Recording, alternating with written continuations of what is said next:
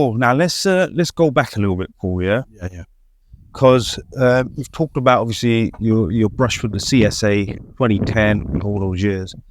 But let's talk about how you got it. You mentioned false allegations and all of that sort of stuff. So let's go to the start of the relationship. If you're happy to talk about it, what happened, how it started, how it ended, and then how all of this came about ultimately. I think I was in a marriage that seemed to be a very good marriage initially. So when did you get married? Got married in 2004. Okay, so you were married for quite a while. 6 years. Okay. Yeah. So what happened? So that you were married, you were happy? I think that one of the pressures I placed upon myself was that I was desperately wanting to be a good husband. I wanted to do the right thing. I wanted to express my faith. I have a faith in Christ. I jumped back to faith, and I wanted to be an upstanding person in the community rather than all the wayward things I was doing when I was younger.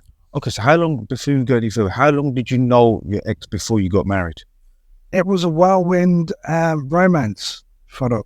It was about 6 months before we actually got married. We met, and then within 6 months we were married. And actually, once I asked her to marry me, from that point on, I felt like I was a passenger.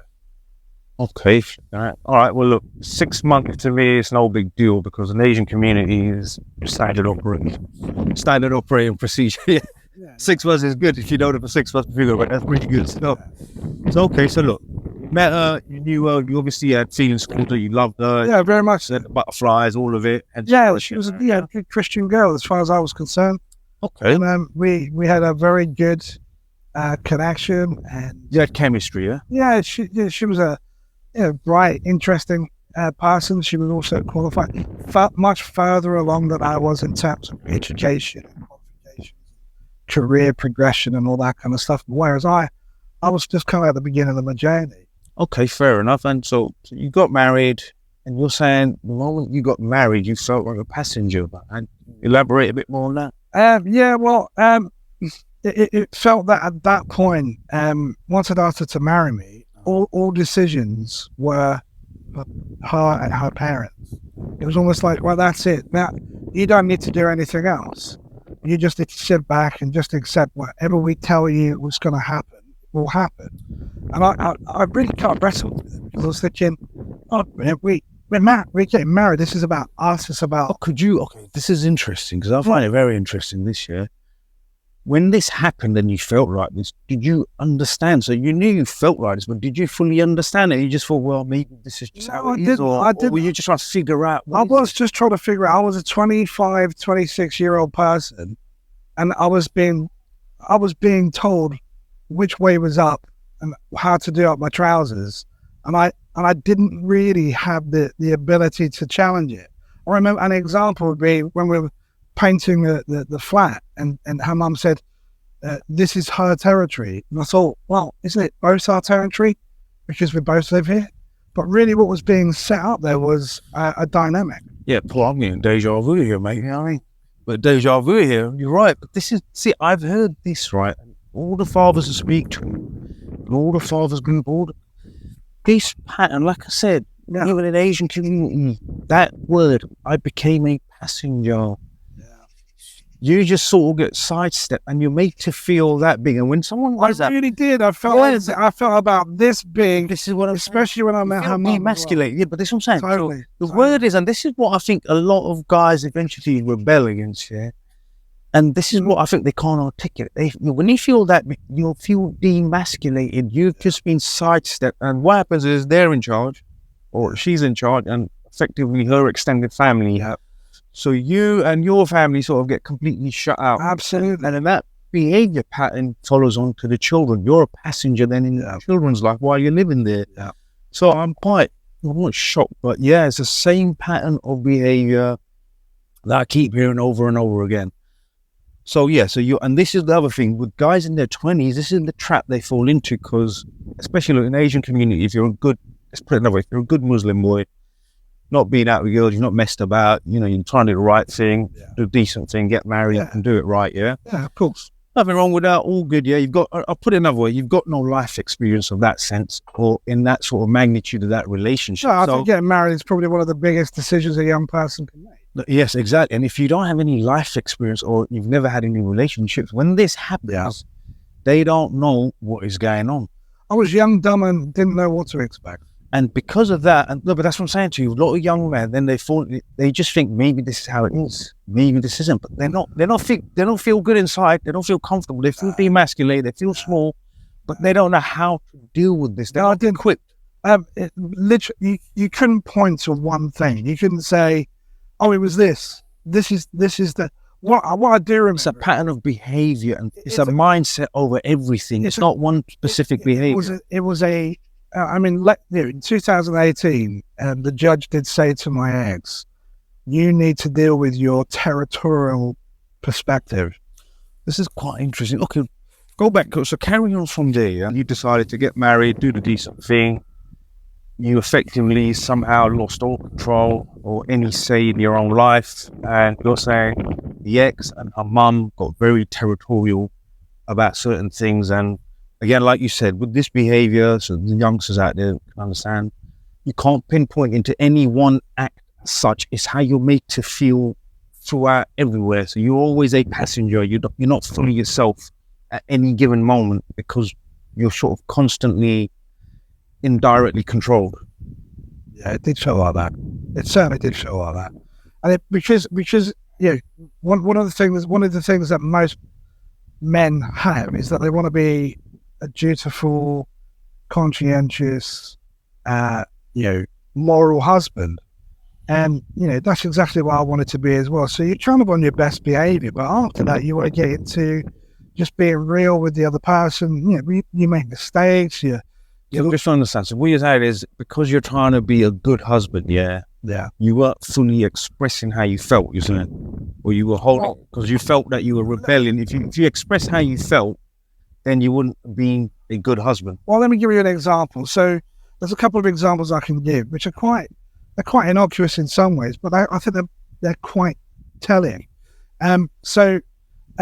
My ex was quite derogatory of my parents. Yeah, listen, mate. And my parents are good people. They're godly people. They are individuals who have, served in the community for decades. But she had a particular view of them. I can't remember what it was. I think, again, it comes back down to, it sounds like a classic case of taking control. Yeah. And when they're, from what I've learned throughout, obviously, my own experience and obviously studying all of this now more in depth, personality disorders, borderline personality disorders, all this sort of thing. Yeah. Ultimately, look, she had an issue with your parents, right? Look, daughter-in-laws, mother-in-laws, this goes back to the caveman. Days of the caveman, they probably didn't get on cross cultures, yeah? But if she had an issue with your parents, she did. There's an element of you're dead. Once you're isolated away from your parents, you already get there. You're already a passenger, yeah? You're already a passenger in your own life. Your parents are bad. Yeah? Your parents are My mum and dad My parents are good, but your parents are bad. My mum and dad are fully involved and revolved in your relationship. And your parents are completely elbowed out to sea.